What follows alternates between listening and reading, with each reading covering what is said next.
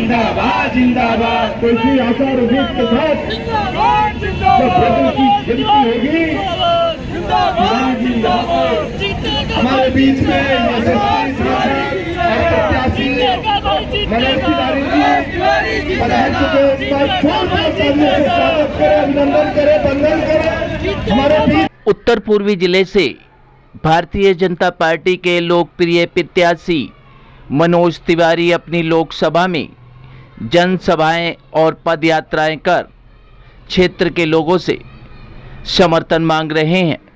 इसी कड़ी में उत्तर पूर्वी जिले की बुराड़ी विधानसभा क्षेत्र में प्रत्याशी मनोज तिवारी ने एक विशाल जनसभा को आयोजन किया, जिसमें हरियाणा के पूर्व मुख्यमंत्री मनोहर लाल खट्टर ने इस जनसभा को संबोधित किया और प्रत्याशी मनोज तिवारी व माननीय प्रधानमंत्री नरेंद्र मोदी जी के समर्थन में क्षेत्र की जनता से अपील करते हुए कहा कि देश के विकास के लिए माननीय प्रधानमंत्री नरेंद्र मोदी जी के हाथ मजबूत करें।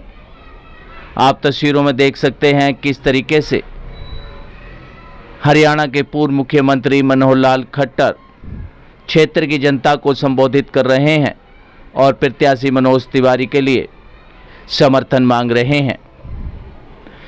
क्षेत्र की जनता ने भी प्रत्याशी मनोज तिवारी और मनोहर लाल खट्टर का फूल माला पहनाकर भव्य स्वागत किया। क्या कुछ कहना था इस विशाल जनसभा में पहुंचे हरियाणा के मुख्यमंत्री मनोहर लाल खट्टर का, देखिए रिपोर्ट। जैसे मोदी जी को तीसरी बार प्रधानमंत्री बनाना है, ऐसे मनोज भैया को भी तीसरी बार हमको सांसद बनाना है। तो इनके सांसद बनने में अगर हमारा इतना सहयोग होता है तो मैं धन्य हो गया हूं कि मुझे यहां आकर के आनंद मिला है। भाइयों बहनों, आखिर ये चुनाव हो रहा देश का, दुनिया का सबसे बड़ा लोकतंत्र है, 85-90 करोड़ की संख्या इसमें अपने चुनाव का उपयोग करती है और 542 सीटों में से अलग अलग सीटों पर चुनाव लड़ा जाता है। हर सीट पर अपना अपना अलग अलग वातावरण होता है। हमारे यहाँ ग्रामीण क्षेत्र है तो हम हरियाणा की बात अलग से करते हैं, लेकिन यहाँ शहरी क्षेत्र है, यहाँ बातचीत अलग होती है। फिर भी नरेंद्र मोदी जी के नेतृत्व में हमको दोबारा से सरकार बनानी चाहिए, तो आखिर क्यों बनानी चाहिए? नरेंद्र मोदी जी के 10 साल के काम कांग्रेस के 55-60 साल के कामों से भारी पड़ते हैं। मोदी जी ने कांग्रेस की खड़ी हुई वो समस्याएं जिनका निदान किया है, एक एक गिनने लायक है। हम जम्मू कश्मीर को जानते हैं। जम्मू कश्मीर जब देश आजाद हुआ 1947 में, तो बाकी सब प्रांतों की तरह एक प्रांत का गठन तो हो गया, लेकिन भारत का अभिन्न अंग जम्मू कश्मीर नहीं बनने दिया। किसने? जवाहरलाल नेहरू ने। नेहरू जी ने संविधान में एक फांचर अड़ा दी। फांचर हरियाणवी में शब्द है, पता नहीं आप समझते कि नहीं। एक छोटा सा एक अड़चन डाल दी कि देश का कोई भी कानून जम्मू कश्मीर में लागू नहीं होगा जब तक वहां के लोग उसको स्वीकार नहीं करेंगे। अर्थात दिल्ली की सरकार, हरियाणा देश की सरकार वो छोटी बन गई और जम्मू की सरकार बड़ी हो गई। क्या कभी सुना है किसी प्रदेश की सरकार बड़ी होगी और केंद्र की सरकार छोटी होगी? सुना कभी? इस प्रकार का एक अभिशाप जिसको झेल रहे थे वो थी धारा 370। नेहरू जी ने लागू किया उसको। हमने बहुत आवाज उठाई। इतने साल आवाज उठाने के बाद कांग्रेस के लोग हमको डराते रहे कि 370 हटाओगे तो खून की नदियां बह जाएंगी, गृह युद्ध हो जाएगा। लेकिन हमारे नरेंद्र मोदी जी, अमित शाह जी की जोड़ी ने एक दिन एक लाइन में लिखा, धारा 370 समाप्त, निष्प्रभावी। किसी को खरोंच आई? कोई खरोंच आई किसी को? नहीं आई। और आज जम्मू कश्मीर भी वैसा ही प्रांत है जैसे हरियाणा प्रांत है, जैसे दिल्ली प्रांत। दिल्ली तो फिर भी अलग उस प्रकार का प्रांत नहीं है, लेकिन हरियाणा है, हमारा राजस्थान है, गुजरात है, मध्य प्रदेश है, कर्नाटक है, महाराष्ट्र है, ऐसा ही अब जम्मू कश्मीर हो गया। वरना इस जम्मू कश्मीर के 370 के कारण से पाकिस्तान भी हमेशा भुर्की देता रहता था। देखिए, जिस प्रकार से हमको दिल्ली के संदेश मिले हैं, दिल्ली की सब सीटों पर, और बहुत अच्छा इस प्रकार से जनता का जो रिस्पांस मिल रहा है, मैं पूरा विश्वास से कह सकता हूँ कि दिल्ली की 7 सीटें भारतीय जनता पार्टी को मिलने वाली हैं और हमारा संयोग से हरियाणा और दिल्ली का एक ही दिन हमारा जो मतदान है 25 तारीख को, 4 जून को हरियाणा की 10 लोकसभा सीटें, 1 विधानसभा सीट और दिल्ली की 7 हम मिल करके 18 के 18 कमल खिला करके और मोदी जी के झोले में डालेंगे। निश्चित रूप से, क्योंकि इनका व्यक्तित्व ऐसा है कि विश्व प्रसिद्ध कलाकार हैं, अपनी कम्युनिटी में भी और दिल्ली की जनता में भी जितना विश्वास इन्होंने प्राप्त किया है, अभूतपूर्व इनका विश्वास, क्योंकि मेरा बहुत पुराना संबंध हमारे मनोज तिवारी जी से है। निश्चित रूप से बड़ी मार्जिन के साथ ये सीट जीतने वाले। ऐसा है कि कोई कुछ कहता रहे, जिस आदमी का रिकॉर्ड ऐसा है कि जो देश के तोड़ने की बात, टुकड़े टुकड़े करने की बात करते हैं, वो जनता समझती है और ये काम जनता ने करना है, कन्हैया ने नहीं करना है और ना हमने करना है। ये काम जनता करेगी और जनता का रिस्पॉन्स जैसा मिल रहा है, जनता का जो जिस प्रकार का प्यार मिल रहा है, उसमें से मैं विश्वास से कह सकता हूँ कि भारतीय जनता पार्टी जीतेगी। नहीं, उन्होंने जो सबसे महत्वपूर्ण बात कही कि हम और मनोज मिलकर के बुराड़ी की दुर्दशा को दूर करने के लिए काम करेंगे, ये बहुत इम्पोर्टेंट है। और मैं बुराड़ी और अपनी लोकसभा के लोगों को विश्वास दिलाता हूं, मनोहर लाल खट्टर जी वो नेता हैं जो मुख्यमंत्री रहते हुए बोले कि अब किसी और को मौका दिया जाए। आज उन्होंने ये बात कही क्योंकि नरेंद्र मोदी जी ने हमें बुला लिया है। अब नरेंद्र मोदी जी अगर किसी को मुख्यमंत्री पद से बोलते हैं अब तुम मेरे पास आओ, और वो कहता है कि मैं मनोज तिवारी के साथ मिलकर के इस क्षेत्र की चीज़ों को ठीक करूंगा, तो आज मेरा बल 4 गुना हो गया है, मेरा बल 4 गुना हो गया है। मेरा एक सपना है, हमारा सपना है ग्रेटर नोएडा जैसा अपनी बुराड़ी को बनाना, और ये संभव है। बुराड़ी एक ऐसी जगह है जहां अभी भी डेवलपमेंट की बहुत सारी गुंजाइश है। जमुना जी जहां से बहती हैं और जमुना जी के किनारे के लैंड को एक बहुत बड़ी योजना के साथ हम डेवलप कर सकते हैं। जमुना जी में हम नया बैंक बना सकते हैं, साबरमती जैसा हम बुराड़ी को बना सकते हैं। इसके लिए हमारा जो सपना है उससे 2024 और 2025 दोनों जुड़ा हुआ है।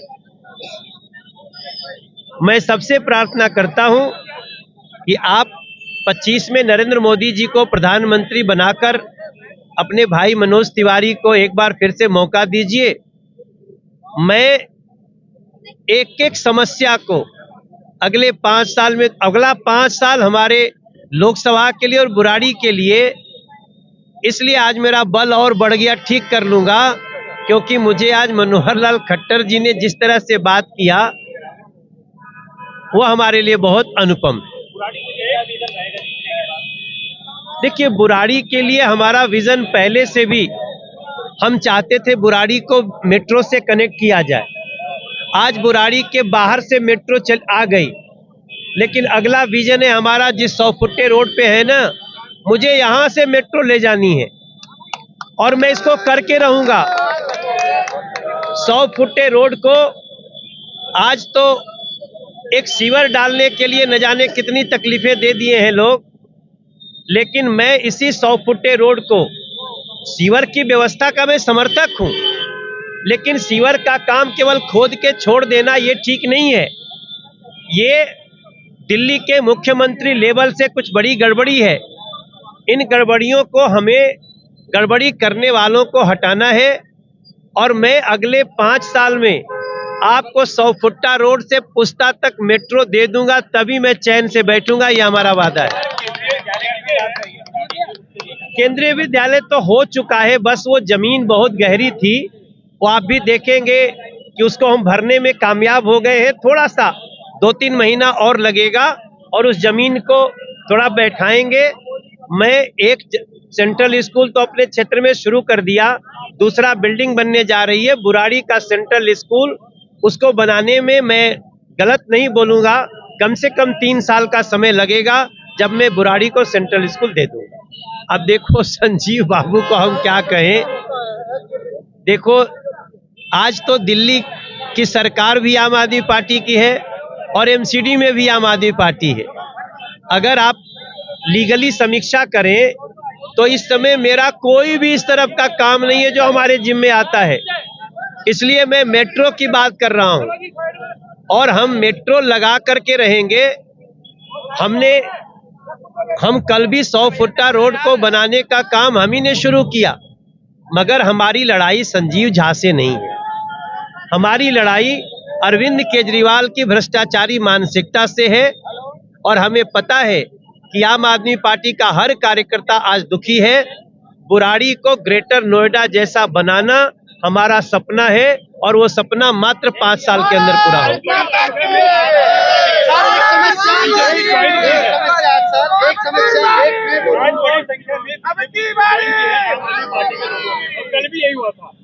देखिए, यही तो कारण है कि लोग बीजेपी पे विश्वास कर रहे हैं। अब जो लोग आज आरोप प्रत्यारोप करते हैं उनको अपने 10 साल के लोकल गवर्नमेंट के शासन का बताना चाहिए। साजिशें करते हैं, मगर मैं अभी उनमें उलझना नहीं चाहता हूं। ये देश का चुनाव है, देश के प्रधानमंत्री का चुनाव है। इसको गली का चुनाव बना करके कुछ लोग उलझाने की कोशिश करेंगे। पहले देश को सुरक्षित करते हैं, फिर दिल्ली को सजाना, ये मनोज तिवारी का सपना पूरा करें। सर, एक क्वेश्चन मैं करूंगा सर, अभी तक पानी की कोई समस्या? अब ये देखो इसको पूछो। पानी की मैं आपसे एक सवाल करना चाह रहा हूं कि जो पानी की जो समस्या है यहाँ पे आज तक जो 3-4 महीनों से अभी तक सोल्व नहीं हुई है, और पानी नहीं आ रहा है यहाँ पे तोमर कॉलोनी में, और यहाँ पे लोग बाग इतने परेशान हो रहे हैं, कैसे पानी का बुरा हाल कर रखा है। और दूसरी बात कि जो बच्चे स्कूल जाते हैं, स्कूल जाने के लिए कम से कम 2 घंटे 3 घंटे पेरेंट्स वहाँ कहते हैं कि आप 1 मिनट में आपकी बात लेता हूँ। देखो, ये आपका नाम क्या है? सुरेंद्र शर्मा। ये सुरेंद्र शर्मा जी हैं। मैं बहुत विनम्रता से पूछना चाहता हूँ कि क्या पानी की व्यवस्था सांसद को ही करनी है? क्या ये जो ट्रैफिक में ये सड़क बहुत अच्छी चल रही थी, अचानक से खोद खाद के छोड़ दिए हैं सब। अभी और ये इसलिए किए हैं कि चुनाव में डिस्टरबेंस रहे ताकि लोगों को गुस्सा आए। आप समझ सकते हैं इस तरह की साजिशों को, लेकिन कोई बात नहीं। अगला इस 5 साल। वैद्य बाबूराम वर्मा, 15 सालों का इलाज का भरोसा। हमारे यहाँ आयुर्वेदिक औषधियों के द्वारा सभी बीमारियों का सुविधाजनक इलाज किया जाता है, जैसे खांसी, सांस, दमा, बुखार, टाइफाइड, मलेरिया, पीलिया, बवासीर, शुगर, हेपेटाइटिस, खूनी बवासीर, पिरमे, श्वपनदोष, लघु शंका आदि का इलाज आयुर्वेदिक पद्धति द्वारा किया जाता है। इसके अलावा सभी बीमारियों की जांच भी तसल्ली बख्श की जाती है, जैसे अल्ट्रासाउंड, एक्सरे, ईसीजी, रक्त, मलमूत्र, वीर्य की जांच इत्यादि। हमारे यहाँ दिल्ली सरकार द्वारा टीकाकरण, टीबी का इलाज व जांच मुफ्त की जाती है। हमारा पता है वैद्य बाबूराम वर्मा चैरिटेबल सोसाइटी, 329 गली number 9, Mandoli extension, near Nand Nagri bus depot के सामने, दिल्ली 93। आप हमारे नंबरों पर भी संपर्क कर सकते हैं। हमारे फ़ोन नंबर हैं 9213329205, 9211478312, 9910418312।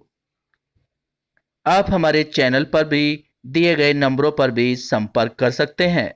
हमारा फ़ोन नंबर है 8506973234।